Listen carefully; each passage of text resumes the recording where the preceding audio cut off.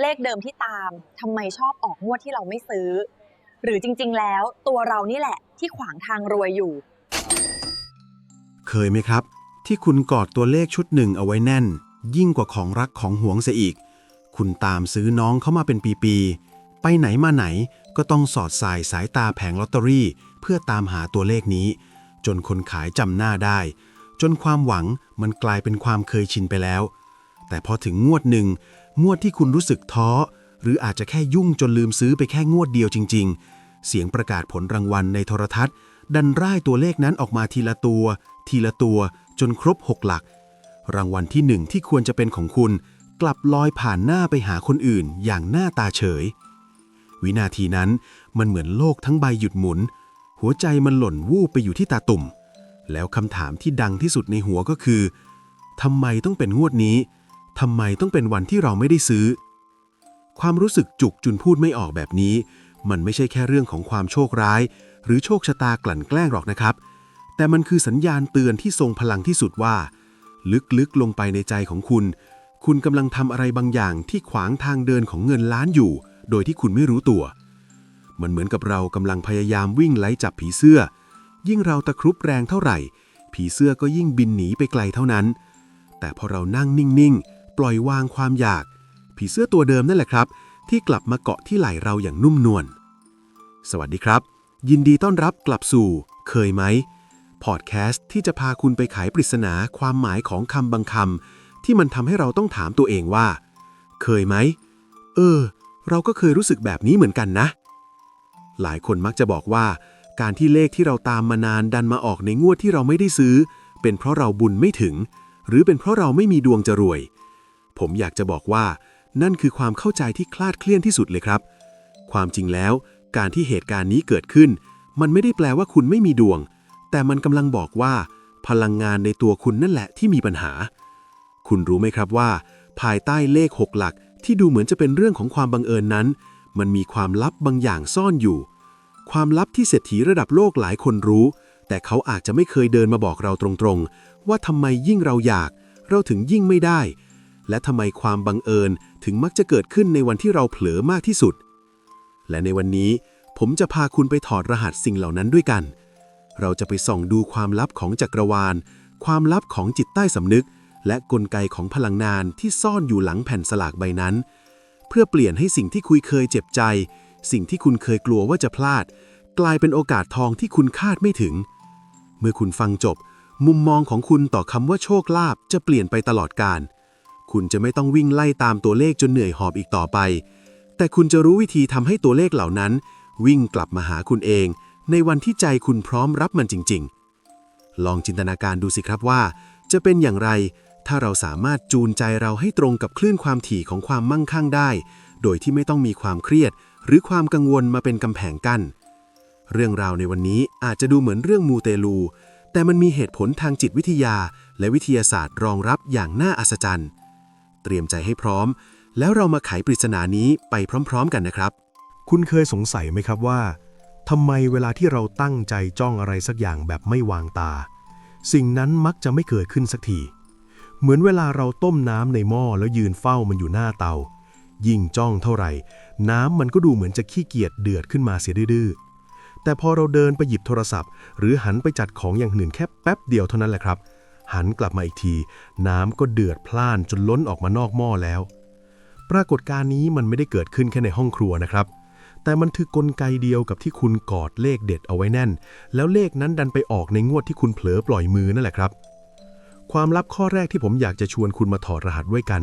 มันคือเรื่องของการจ้องมองที่ทำลายความเป็นไปได้หรือในทางวิทยาศาสตร์ควอนตัมเขาเรียกกันว่าควอนตัมซีโนเอฟเฟกต์ฟังดูเหมือนชื่อหนังไซไฟยากๆใช่ไหมครับแต่ลองนึกภาพตามผมแบบนี้นะครับลองจินตนาการถึงอนุภาคเล็กๆที่กำลังสั่นสะเทือนเพื่อจะเปลี่ยนสถานะจากความไม่มีไปสู่ความมีพลังงานของโชคลาภก็เหมือนกันครับเขากำลังรอจังหวะที่จะปรากฏตัวขึ้นมาในชีวิตคุณแต่ทุกครั้งที่คุณส่งกระแสจิตไปจ้องเขาด้วยความเครียดด้วยความคาดหวังแบบเอาเป็นเอาตายหรือด้วยการนับวันรอว่าเมื่อไหร่จะออกสักทีกระแสจิตที่รุนแรงเหล่านั้นมันกลับไปหยุดการเคลื่อนที่ของพลังงานครับยิ่งคุณจ้องพลังงานยิ่งหยุดนิ่งยิ่งคุณกดดัน โอกาสที่มันจะขยับเขยื้อนไปสู่ความจริงก็ยิ่งถูกแช่แข็งเอาไว้ ในทางมูเตลูนี่คืออาการที่ครูบาอาจารย์ท่านเรียกว่าเลขหนีเจ้าของครับไม่ใช่เพราะท่านไม่อยากให้เราถูกรางวัลนะแต่เพราะแรงอาถรรพ์จากการที่เราไปแช่งหรือไปกดดันเลขนั้นมากเกินไปพลังงานที่ร้อนรุ่มในใจเรามันเหมือนไฟที่เผาผลาญโชคลาภให้มอดไหม้ก่อนจะถึงมือลองสังเกตดูสิครับว่างวดที่คุณซื้อด้วยความแค้นซื้อเพราะอยากเอาชนะโชคชะตาหรือซื้อเพื่อจะเอาคืนจากการที่งวดก่อนพลาดไปมือที่คุณใช้หยิบหวยใบนั้นน่ะมันสั่นด้วยพลังงานลบที่ต่ำเตี้ยเรียดินเหลือเกินคลื่นความถี่แบบนี้มันจูนไม่ติดกับคลื่นความถี่มหาเศรษฐีหรอกนะครับพลังงานโชคลาภเป็นพลังงานที่รักความรื่นเริงชอบความเบาสบายเหมือนขนนนกเมื่อตัวเลขชุดนั้นถูกห่อหุ้มด้วยความคาดหวังที่หนักอึ้งของคุณน้องเขาเลยเลือกที่จะไปปรากฏตัวในมือของคนอื่นที่เขาใจเบากว่าคนที่เขาซื้อขำๆหรือคนที่เขาไม่ได้จดจ้องจนลืมหายใจแบบคุณแล้วทำไมพอเราเลิกซื้อหรือเผลอลืมไปงวดเดียวเลขนั้นถึงพุ่งออกมาทันทีล่ะคำตอบมันอยู่ในข้อที่ 2ครับนั่นคือการทลายกำแพงแห่งความขาดแคลนในใจคุณออกไปนั่นเองเคยไหมครับที่ตอนซื้อในใจคุณมันตะโกนอยู่ตลอดเวลาว่าฉันต้องได้เพราะตอนนี้ฉันไม่มีเงินฉันต้องถูกเพราะฉันกำลังลำบากทุกคำพูดที่คุณพร่ำบ่นในใจขณะซื้อมันคือการตอกย้ำความขาดแคลนลงไปในจิตใต้สำนึกอย่างรุนแรงสมองของคุณจะบันทึกทันทีว่าตอนนี้ฉันยากจนตอนนี้ฉันขัดสนและตามกฎแห่งแรงดึงดูดจักรวาลจะส่งสิ่งที่ตรงกับความรู้สึกในใจคุณมาให้เสมอนั่นคือความขาดแคลนที่เท่าเดิมหรือมากกว่าเดิมแต่ในวันที่คุณลืมซื้อหรือวันที่คุณพูดกับตัวเองว่าช่างมันเถอะงวดนี้ไม่เอาก็ได้วินาทีนั่นแหละครับที่กำแพงพลังงานพังทลายลงมาเสียงดังสนั่นจิตของคุณหลุดพ้นจากสภาวะความอยากคุณกลับมาอยู่กับปัจจุบันขณะที่ไม่ได้มีความรู้สึกขาดหายสภาวะที่จิตปล่อยว่างคือสภาวะที่ผ่อนคลายที่สุดหรือที่นักจิตวิทยาเรียกว่า flow state เมื่อใจไม่ต้านทานท่อน้ำแห่งโชคลาภที่เคยอุดตันด้วยเศษขยะแห่งความกังวลก็ถูกชะล้างจนสะอาดจักรวาลเห็นว่าภาชนะในใจคุณว่างพอและเบาพอที่จะรับทรัพย์แล้วท่านจึงประทานโชคมาให้ในทันทีแต่น่าเสียดายที่หลายคนปล่อยมือเร็วไปแค่วินาทีเดียวหรือเดินหันหลังให้ประตูลาบเพียงแค่ก้าวเดียวเท่านั้นเองเชื่อไหมครับว่าความรู้สึกที่ต่างกันเพียงนิดเดียวระหว่างความอยากได้กับความคู่ควรมันเปลี่ยนผลลัพธ์ในชีวิตเราได้มหาศาลเลยนะนี่คือข้อที่ 3ที่สำคัญมากๆคือเรื่องของระดับแรงสั่นสะเทือนในตัวเรามนุษย์เราทุกคนเปรียบเสมือนสถานีส่งสัญญาณอารมณ์ครับคลื่นความโกรธความกลัวและความโลภมีระดับความถี่ที่ต่ำมากๆเหมือนเราพยายามเปิดวิทยุคลื่น 107.5 เพื่อฟังเพลงในคลื่น 95.0 ต่อให้คุณเร่งเสียงดังแค่ไหนคุณก็จะได้ยินแต่เสียงซ่าๆไม่มีทางได้ยินเพลงที่ไพเราะได้เลยการที่คุณตามเลขเดิมด้วยใจที่กังวลมันคือการส่งสัญญาณความถี่ต่ำออกไปสู่จักรวาลคุณกำลังส่งสัญญาณว่าฉันกลัวว่าเลขนี้จะออกตอนฉันไม่ได้ซื้อฉันกลัวว่าคนอื่นจะรวยก่อนฉันยิ่งคุณกลัวสิ่งไหนคุณยิ่งดึงดูดสิ่งนั้นครับความกลัวของคุณมันทำหน้าที่เป็นแม่เหล็กที่ผลักดันโชคลาภให้ออกห่างจากตัวคุณไปเรื่อยๆจนกระทั่งคุณหยุดคุณวางคุณเผลอคลื่นสัญญาณของคุณจึงเปลี่ยนเป็นความว่างและในความว่างนั้นเองที่โชคลาภมหาศาลมักจะแอบย่องเข้ามาเงียบๆลองมองย้อนกลับไปในวันที่คุณเคยโชคดีที่สุดในชีวิตดูสิครับวันนั้นคุณไม่ได้ตั้งใจขนาดนี้ใช่ไหมล่ะวันนั้นใจคุณมันสบายๆเหมือนการเดินไปหน้าปากซอยเพื่อซื้อไอศกรีมกินสักแท่งความรู้สึกแบบนั้นแหละครับคือกุญแจดอกสำคัญที่คนถูกรางวัลที่1หลายคนมีเหมือนกันเขาไม่ได้ซื้อเพื่อต่อชีวิตแต่เขาซื้อเหมือนซื้อของขวัญชิ้นเล็กๆให้ตัวเองเขาไม่ได้ผูกวิญญาณไว้กับเศษกระดาษใบนั้นแต่เขามีความเชื่อมั่นลึกๆว่าชีวิตเขายังไงก็ดีอยู่แล้วไม่ว่าหวยจะออกเลขอะไรก็ตามความเข้าใจผิดเรื่องการยึดติดหรืออุปทานในทางธรรมนี่แหละครับที่เป็นตัวร้ายที่สุดยิ่งเรายึดไว้แน่นใจเราก็ยิ่งหนักพอน้ำหนักในใจมันมากเกินไปลาภที่มันควรจะลอยมาหาเรามันก็ลอยไม่ขึ้นครับมันจมดิ่งลงไปใต้ก้นบึ้งของความอยากผมอยากให้คุณลองจินตนาการดูว่าใจของคุณคือลูกบอลชายหาด ถ้าคุณพยายามกดลูกบอลนั้นลงไปใต้พื้นน้ำด้วยแรงทั้งหมดที่มี คุณต้องใช้พลังงานมหาศาลเลยใช่ไหมครับ และทันทีที่คุณเผลอปล่อยมือแค่นิดเดียวลูกบอลนั้นจะพุ่งพรวดขึ้นมาเหนือน้ำอย่างรวดเร็วและรุนแรง นั่นแหละครับคือคำอธิบายว่าทำไมเลขถึงชอบมาออกในวันที่คุณเลิกกดดันมัน เพราะมันคือแรงสะท้อนกลับของพลังงานที่คุณพยายามควบคุมมันมาตลอด คุณเห็นไหมครับว่าทุกอย่างมันเริ่มที่ข้างในของเราทั้งนั้นเลย การที่เราจะจูนจิตให้ตรงกับโชคลาภได้ เราต้องเริ่มจากการสำรวจก่อนว่าวันนี้เรากำลังตามเลขด้วยความรักหรือตามด้วยความแค้นเรากำลังรอโชคด้วยความหวังหรือรอด้วยความหวาดระแวงเพราะถ้าใจคุณยังขุ่นมัวต่อให้คุณซื้อหวยทุกใบที่มีในโลกนี้คุณก็อาจจะพลาดรางวัลที่อยู่ตรงหน้าได้อยู่ดีแต่เชื่อเถอะครับว่าบทเรียนที่จักรวาลส่งผ่านเลขที่ออกตอนไม่ได้ซื้อนั้นมันมีค่ามากกว่าเงินล้านที่คุณพลาดไปเสียอีกเพราะมันคือการสอนให้เรารู้จักสภาวะที่เรียกว่าการปล่อยวางที่แท้จริงมันสอนให้เรารู้ว่าเมื่อไหร่ก็ตามที่เราเลิกพยายามจะเป็นเจ้าของสิ่งใดสิ่งหนึ่งแบบเอาเป็นเอาตายเมื่อนั้นสิ่งนั้นจะเริ่มเคลื่อนที่เข้าหาเราเองตามธรรมชาติราวกับมีมนต์สะกดเราได้เห็นภาพกว้างๆกันไปแล้วนะครับว่าทำไมความอยากถึงเป็นตัวขัดลาภและทำไมความเผลอถึงเป็นประตูสู่โชคแต่นี่เป็นเพียงแค่จุดเริ่มต้นของการถอดรหัสเท่านั้นเองครับยังมีความลึกลับที่ซับซ้อนกว่านั้นซ่อนอยู่ในจิตใต้สำนึกของเรา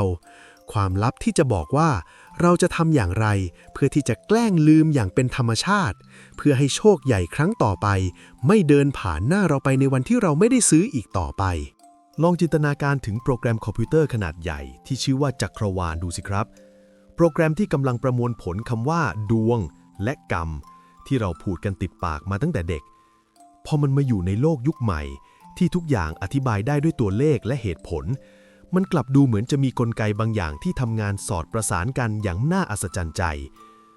เหมือนกับว่าจักรวาลนี้มีซอฟต์แวร์ประมวลผลขนาดใหญ่ที่คอยคำนวณว่าใครควรจะได้รับและใครที่ยังไม่พร้อมจะรับและไอ้ความไม่พร้อมที่ว่านี่แหละครับมันคือตัวการสำคัญที่ทำให้เลขที่ตามมา3 ปีดันทะลึ่งไปออกงวดที่เราลืมซื้อแบบหน้าตาเฉยสิ่งที่ผมอยากชวนคุณมาดำดิ่งกันต่อในข้อที่4คือเรื่องของรอยรั่วของพลังงานหรือที่ในทางจิตวิญญาณเขาเรียกว่าวิบากกรรมของการกักขังโชคลาภลองนึกภาพตามผมนะครับถ้าชีวิตของคุณคือถังน้ำขนาดใหญ่และโชคลาภคือหยาดน้ำที่ค่อยๆหยดลงมาสะสมทีละนิดแต่ในถังน้ำใบนั้นดันมีรูรั่วเล็กๆที่ชื่อว่าความกังวลและความระแวงต่อให้เทวดาประจำตัวท่านพยายามจะตักน้ำมาเติมให้คุณมากขนาดไหนน้ำเหล่านั้นมันก็รั่วออกไปหมดก่อนที่คุณจะได้ดื่มกินอยู่ดีการที่คุณตามเลขเดิมด้วยใจที่กลัวว่ามันจะออกตอนฉันไม่ซื้อนั่นแหละครับคือการเจาะรูรั่วขนาดใหญ่ที่สุดไว้ที่ก้นถังในเชิงควอนตัมฟิสิกส์เรากำลังพูดถึงเรื่องของสนามพลังงานแห่งความเป็นไปได้ทุกตัวเลขมีโอกาสออกรางวัลที่1เท่ากันหมดในทางทฤษฎีแต่ทำไมตัวเลขเดิมๆถึงรอให้คุณเลิกซื้อก่อนถึงจะปรากฏตัวนั่นเป็นเพราะว่าตัวคุณเองนั่นแหละครับที่ไปสร้างสนามแม่เหล็กผลักดันทุกครั้งที่คุณหยิบโพยหวยใบเดิมขึ้นมาดูด้วยความเครียดคุณกำลังแผ่ขยายคลื่นความถี่ที่ไปรบกวนการเรียงตัวของอะตอมในโลกแห่งความเป็นจริงมันเหมือนกับคุณพยายามจะจูนคลื่นวิทยุในขณะที่มีพายุฝนฟ้าคะนองอยู่รอบตัวสัญญาณมันไม่มีทางชัดเจนหรอกครับจนกระทั่งงวดที่คุณเลิกซื้อพายุในใจคุณสงบลงสนามพลังงานรอบตัวคุณนิ่งสนิทและนั่นคือวินาทีที่สัญญาณจากจักรวาลสามารถสื่อสารกับความจริงได้ชัดเจนที่สุดเลขชุดนั้นจึงพุ่งออกมาแสดงตัวเพื่อจะบอกคุณว่าฉันอยู่ตรงนี้มาตลอดนะแต่เธอเองนั่นแหละที่ทำให้ฉันเข้ามาหาไม่ได้ความลับข้อที่5ที่ลึกซึ้งกว่านั้นคือเรื่องของความเมตตาของกฎแห่งกรรมครับฟังดูแปลกไหมครับการพลาดรางวัลที่1มันเมตตายังไงลองมองในมุมของธรรมะที่ผสมกับจิตวิทยาดูนะครับบางครั้งจิตใต้สำนึกของเราเองนั่นแหละครับที่สั่งไม่ให้เราซื้อในงวดนั้นเพราะลึกๆแล้วตัวตนภายในของคุณรู้ว่าถ้าคุณได้เงินล้านมาในขณะที่ใจยังเต็มไปด้วยความโลภและความร้อนรุ่มแบบนี้เงินล้านนั้นอาจจะกลายเป็นทุกขลาภที่ทำลายชีวิตคุณให้พังพินาศได้ในพริบตา จิตใจที่ไม่นิ่งพอจะรับลาภก้อนใหญ่ก็เหมือนกับแก้วน้ำพลาสติกบางๆที่พยายามจะรับทองคำหลอมละลายร้อนแรงแก้วนั้นจะละลายและไหม้เกรียมทันทีที่ทองสัมผัสการที่เลขออกตอนที่คุณไม่ได้ซื้อมันคือการซ้อมใหญ่ของจักรวาลครับจักรวาลกำลังสอนให้คุณรู้จักความเจ็บปวดจากการสูญเสียเพื่อให้คุณฝึกสร้างภูมิคุ้มกันทางใจถ้าคุณสามารถก้าวข้ามความเสียดายในงวดที่พลาดไปได้ถ้าคุณสามารถยิ้มและร่วมยินดีกับคนที่เขาถูกรางวัลนั้นได้จริงๆโดยไม่รู้สึกขมขื่นนั่นแหละครับคือการส่งสัญญาณบอกสวรรค์ว่าตอนนี้ภาชนะในใจของลูกขยายใหญ่พอและแข็งแรงพอแล้วนะลูกพร้อมจะรับทองคำนั้นโดยที่ไม่ทำให้ตัวเองเดือดร้อนแล้วเชื่อไหมครับว่าหลายคนที่ถูกรางวัลใหญ่หลังจากเคยพลาดเลขเดิมไปมักจะพูดเป็นเสียงเดียวกันว่าโชคดีที่ไม่ได้ถูกงวดนั้นเพราะงวดนี้ฉันมีความสุขและจัดการมันได้ดีกว่ามากมาถึงข้อที่ 6ซึ่งเป็นจุดที่น่าสนใจที่สุดในเชิงวิทยาศาสตร์สมองนั่นคือเรื่องของ Reticular Activating System หรือระบบกรองข้อมูลในสมองของเรานั่นเองครับคุณรู้ไหมว่าจริงๆแล้วเลขที่คุณตามน่ะมันอาจจะเคยออกมาหลายครั้งแล้วในรูปแบบต่างๆแต่อคติในใจที่ชื่อว่าความคาดหวังมันไปบดบังทัศนวิสัยของคุณสมองของคุณจดจ่ออยู่กับการเฝ้าคอยจนมองไม่เห็นโอกาสที่อยู่ตรงหน้าในทางมูเตลูนี่คือการที่เรามีตาบอดทางวิญญาณครับเรามัวแต่ไปขอพรให้เลขออกตามที่เราสั่งแทนที่จะเปิดใจรับพรในรูปแบบอื่นที่จักรวาลอยากจะมอบให้การที่เรายึดติดกับเลขเดิมๆมันคือการปิดกั้นเส้นทางเดินของเงินมหาศาลที่อาจจะมาทางธุรกิจมาทางงานพิเศษหรือมาทางคนรักเพราะใจคุณมันมีแต่เลขและเลข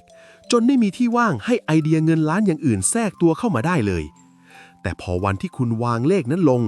สมองของคุณจะเริ่มมองเห็นโอกาสใหม่ๆคุณจะเริ่มสังเกตเห็นว่าอ้าวจริงๆรอบตัวเรามีช่องทางทำมาหากินเพียบเลยนี่นาและนั่นแหละครับคือโชคลาภที่ยั่งยืนกว่ากระดาษแผ่นเดียวซะอีกการฝึกใจให้นิ่งท่ามกลางกระแสความอยากคือบทเรียนระดับมาสเตอร์คลาสที่คนเล่นหวยทุกคนต้องผ่านไปให้ได้ครับลองเปรียบเทียบใจเราเป็นผิวน้ำในสระดูสิครับถ้าคุณเอาไม้ไปกวนน้ำอยู่ตลอดเวลาเพราะอยากเห็นปลาที่อยู่ก้นสระผิวน้ำจะกระเพื่อมและขุ่นมัวจนคุณมองไม่เห็นอะไรเลยแต่ถ้าคุณวางไม้ลงนั่งเงียบๆข้างสระปล่อยให้ตะกอนนิ่งสงบไม่นานนักผิวน้ำจะใสราวกับกระจกและปลาตัวโตที่คุณตามหามันจะว่ายขึ้นมาเล่นน้ำให้คุณเห็นเองโดยที่คุณไม่ต้องพยายามแม้แต่นิดเดียว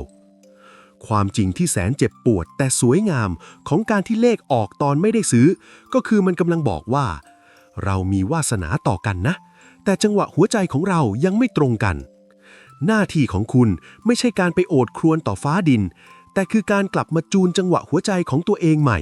ให้กลายเป็นหัวใจที่มีแต่ความอิ่มเอิบหัวใจที่ขอบคุณในสิ่งที่มีอยู่แล้วหัวใจที่ไม่ได้รอคอยอย่างหิวกระหายเพราะความหิวกระหายคือกลิ่นที่โชคลาภเกลียดที่สุดแต่ความสุขใจแบบเรียบง่ายคือกลิ่นหอมที่เย้ายวนที่สุดที่จะเรียกความเฮงให้มาสถิตอยู่กับคุณอย่างถาวรคุณเริ่มเห็นภาพหรือยังครับว่าเบื้องหลังความโชคร้ายที่ดูเหมือนไม่มีเหตุผลมันซ่อนบทเรียนชีวิตที่ยิ่งใหญ่เอาไว้เสมอทุกครั้งที่เลขตัวนั้นปรากฏบนจอในวันที่มือคุณว่างเปล่าขอให้คุณสูดลมหายใจเข้าลึกๆแล้วบอกตัวเองว่าขอบคุณนะที่มาเตือนสติขอบคุณที่มาบอกว่าลูกมีดวงแต่แค่ต้องฝึกใจให้คู่ควรมากกว่านี้เท่านั้นเราเดินทางมาเกินครึ่งทางแล้วนะครับและในพาร์ทต่อไปผมจะพาคุณไปพบกับกุญแจดอกสุดท้ายกุญแจที่จะเปิดประตูร่องลับที่ซ่อนความลับของการจูนพลังงานดึงดูดโชคแบบเห็นผลทันตาเราจะไปดูเทคนิคที่เรียกว่าการแกล้งลืมแบบมีชั้นเชิงเพื่อให้งวดหน้าความเฮงจะไม่เดินผ่านบ้านคุณไปเฉยๆอีกต่อไปคุณเคยคิดไหมครับว่าต่อให้เราจะไปตระเวนแก้เคล็ดมาทั่วทุกหัวระแหงต่อให้เราจะมีเลขเด็ดที่แม่นยำราวจับวางอยู่ในมือแต่ถ้าเราลืมสิ่งหนึ่งที่สำคัญที่สุดไปทุกอย่างที่พยายามสร้างมาอาจจะพังคลืนลงมาต่อหน้าต่อตาได้เลยนะครับ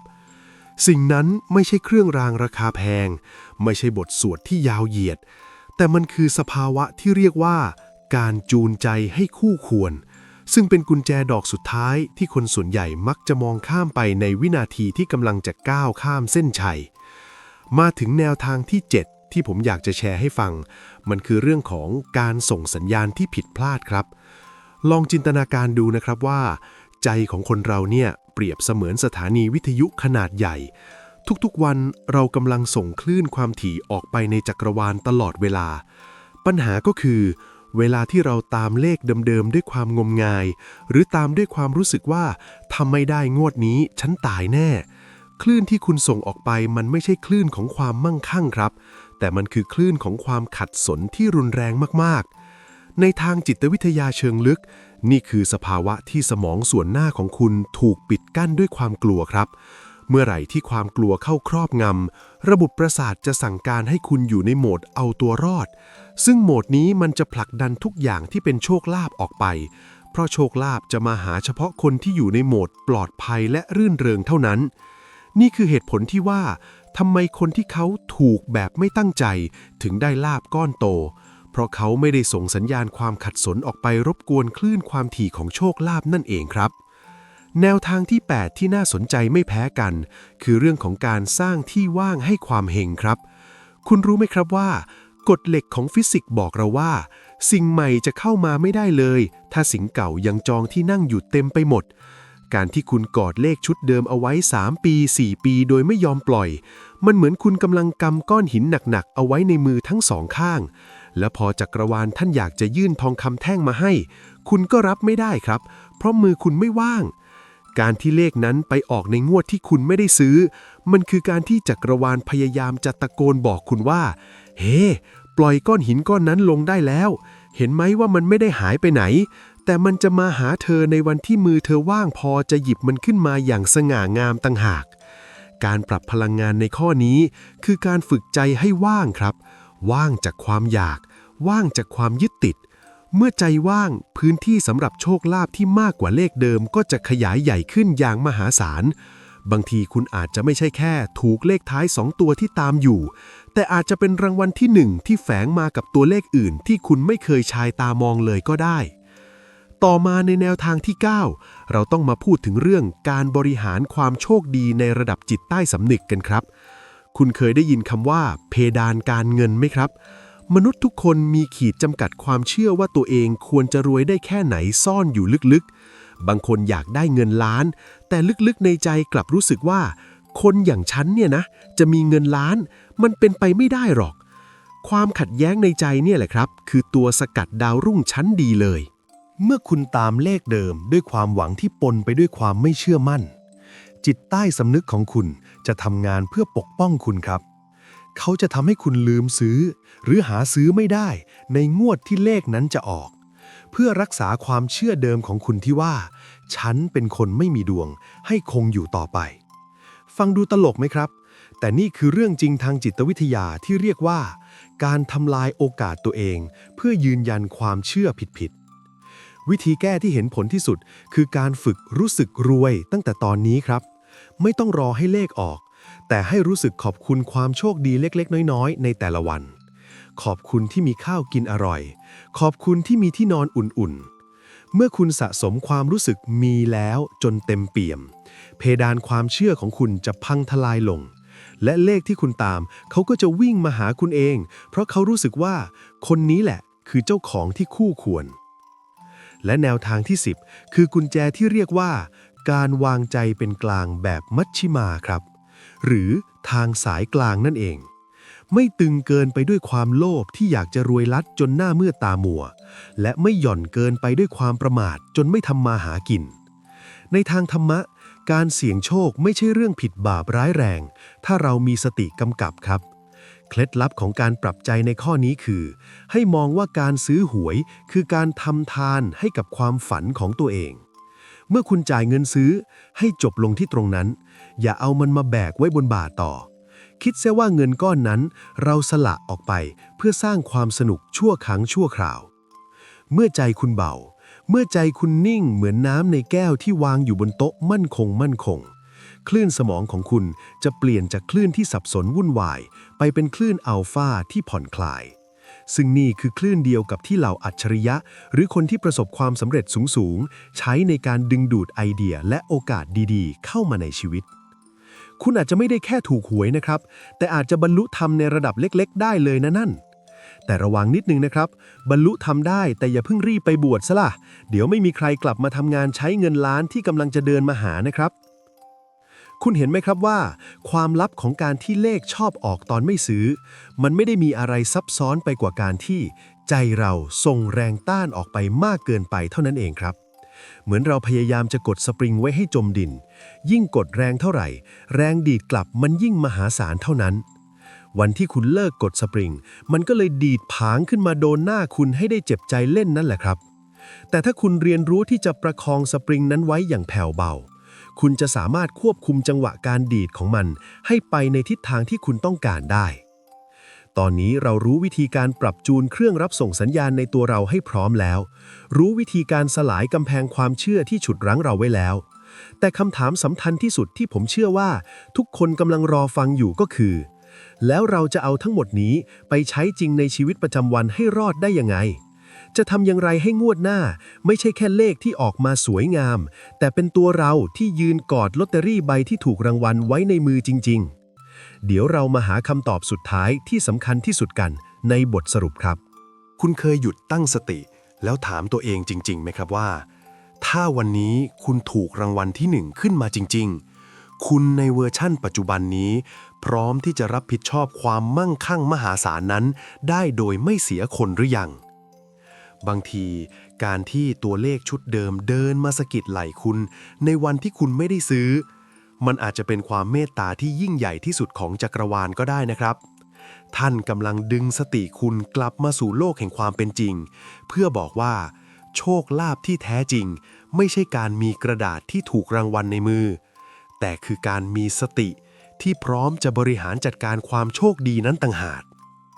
ในบทสรุปที่ผมอยากจะขมวดปมให้คุณเห็นภาพชัดๆในวันนี้เรากำลังพูดถึงวิถีชีวิตใหม่ของคนดวงเฮงครับลืมภาพการวิ่งรอกไปขอหวยตามที่ต่างๆด้วยความหิวโหยพลังงานไปก่อนนะครับเพราะคนที่จะรวยจริงและรวยทนเขาไม่ได้เปลี่ยนแค่เลขที่ซื้อแต่เขาเปลี่ยนนิสัยของใจครับลองจินตนาการดูนะครับว่านับตั้งแต่วินาทีนี้เป็นต้นไปคุณคือคนคนใหม่ที่ตื่นมาพร้อมกับความรู้สึกว่าฉันโชคดีอยู่แล้วไม่ว่าวันนี้ผลการออกรางวัลจะเป็นอย่างไรคุณก็ยังมีรอยยิ้มยังมีความสุขกับกาแฟถ้วยโปรดยังขอบคุณลมหายใจที่ยังเข้าออกได้สะดวกนี่คือการสร้างภาชนะที่ไร้รอยรั่วครับเมื่อคุณฝึกใจให้มีความสุขโดยไม่พึ่งพาผลจากตัวเลขคุณกำลังทำสิ่งที่เรียกว่าการสะกดจิตตัวเองในเชิงบวกคุณกำลังบอกสมองและจิตใต้สำนึกว่าฉันไม่ได้ขาดแคลนนะฉันมีล้นเหลือจนไม่ต้องไปวิ่งไล่กวดใครและตามหลักของพลังงานดึงดูดเมื่อคุณส่งคลื่นความถี่ของความเต็มออกไปสิ่งที่เหมือนกันจะวิ่งเข้ามาหาคุณเองไม่ใช่แค่เรื่องหวยนะครับแต่มันรวมไปถึงโอกาสในหน้าที่การงานมิตรภาพดีๆหรือแม้แต่สุขภาพที่แข็งแรงขึ้นด้วยทุกอย่างมันร้อยเรียงกันเป็นเนื้อเดียวเหมือนตะข่ายดักทรัพย์ที่ไม่มีรูโหว่เลยล่ะครับแล้วการกระทำเล็กๆที่ผมอยากให้คุณเริ่มทำตั้งแต่วินาทีที่ฟังพอดแคสต์นี้จบคืออะไรง่ายมากครับลองหันไปยิ้มให้กระจกแล้วพูดกับตัวเองเบาๆว่าขอบคุณนะที่ดูแลกันมาขอบคุณความโชคดีที่อยู่รอบตัวฉันการขอบคุณคือเครื่องรางที่ขลังที่สุดในโลกครับมันคือการจูนจิตให้เข้าสู่สภาวะรับพลังงานชั้นสูงทันทียิ่งคุณเห็นคุณค่าในสิ่งที่มีสิ่งที่ดีกว่าจะหาทางมาหาคุณเองเหมือนกับผึ้งที่บินเข้าหาดอกไม้ที่บานสะพรั่งและส่งกลิ่นหอมโดยที่ดอกไม้ไม่ต้องขยับเขยื้อนไปไหนเลยแม้แต่นิดเดียวในทางมูเตลูแบบคนมีสติผมอยากจะบอกว่าเครื่องรางที่ศักดิ์สิทธิ์ที่สุดไม่ใช่หินสีหรือแผ่นทองครับแต่มันคือความนิ่งของใจคุณเองถ้าใจคุณนิ่งพอคุณจะเริ่มเห็นสัญญาณจากจักรวาลที่ชัดเจนขึ้นคุณจะไม่ได้ซื้อหวยเพราะความอยากแต่คุณจะซื้อเพราะความรู้สึกบางอย่างที่เบาสบายและมั่นใจและในวันที่จังหวะของหัวใจคุณเต้นเป็นจังหวะเดียวกับความมั่งคั่งวันนั้นแหละครับตัวเลขที่คุณเคยวิ่งตามมานานแสนนานจะเป็นฝ่ายมาเคาะประตูบ้านคุณเองพร้อมกับรอยยิ้มที่บอกว่ารอนานไหม ตอนนี้เธอพร้อมรับฉันไปดูแลแล้วนะ สุดท้ายแล้วปรัชญาที่ลึกซึ้งที่สุดของการเสี่ยงโชค คือการเรียนรู้ที่จะอยู่กับปัจจุบันขณะอย่างมีความสุขครับ ลายมือเปลี่ยนได้ ดวงชะตาเปลี่ยนได้ ถ้าใจคุณเปลี่ยน ปัจจุบันคือเวลาเดียวที่คุณจะเขียนรางวัลที่1ลงในชีวิตของคุณเอง อย่าให้กระดาษเพียงใบเดียวมาตัดสินว่าวันนี้คุณควรจะสุขหรือทุกข์เพราะความสุขที่แท้จริงคือการรู้ว่าไม่ว่าโลกจะหมุนไปทางไหนคุณก็ยังมีตัวคุณเองที่ยอดเยี่ยมที่สุดยืนอยู่ตรงนี้เสมอผมหวังว่าพอดแคสต์ตอนนี้จะช่วยให้คุณหลุดพ้นจากบ่วงความเจ็บใจในอดีตและก้าวเดินต่อไปด้วยหัวใจที่เบาสบายกว่าเดิมนะครับแล้วคุณล่ะครับหลังจากได้ฟังเรื่องราวทั้งหมดตั้งแต่ต้นจนจบคุณได้พบว่าความลับที่ซ่อนอยู่หลังตัวเลขเหล่านั้นมันคือเรื่องของใจเราเองหรือเปล่าหากเรื่องราวในวันนี้ทำให้คุณนึกถึงใครบางคนเพื่อนที่กำลังนั่งกุมขมับเพราะเลขเคลื่อนหรือคนที่กำลังท้อแท้กับโชคชะตาอย่าเก็บพลังดีๆนี้ไว้คนเดียวเลยนะครับส่งต่อเรื่องราวตอนนี้ไปให้เขาฟังให้เขาได้เห็นแสงสว่างปลายอุโมงค์แบบที่คุณเห็นในวันนี้นะครับถ้าคุณพร้อมที่จะเป็นคนใหม่ที่มีแต่ความโชคดีพร้อมจะดึงดูดสิ่งดีๆเข้าหาตัวแบบไม่ต้องเหนื่อยวิ่งไล่กวดผมชวนคุณมารับพลังงานมงคลร่วมกันครับให้คุณลองพิมพ์คำว่าใจเบารับทรัพย์ไว้ในคอมเมนต์ด้านล่างนี้นะครับเพื่อเป็นการยืนยันกับตัวเองและจักรวาลว่านับจากนี้ไปฉันจะเป็นภาชนะที่ว่างและพร้อมจะรับโชคลาภมหาศาลด้วยใจที่นิ่งสงบที่สุดถ้าคุณชอบสิ่งที่ผมทำและอยากสนับสนุนให้มีเรื่องราวดีๆแบบนี้ต่อไปอีกอย่าลืมกดไลค์และกดติดตามพร้อมเปิดการแจ้งเตือนเพื่อที่คุณจะได้ไม่พลาดทุกเรื่องราวดีๆที่เราตั้งใจสร้างสรรค์มาให้คุณโดยเฉพาะนะครับแล้วพบกันใหม่ในตอนหน้ากับเคยไหมพอดแคสต์สวัสดีครับ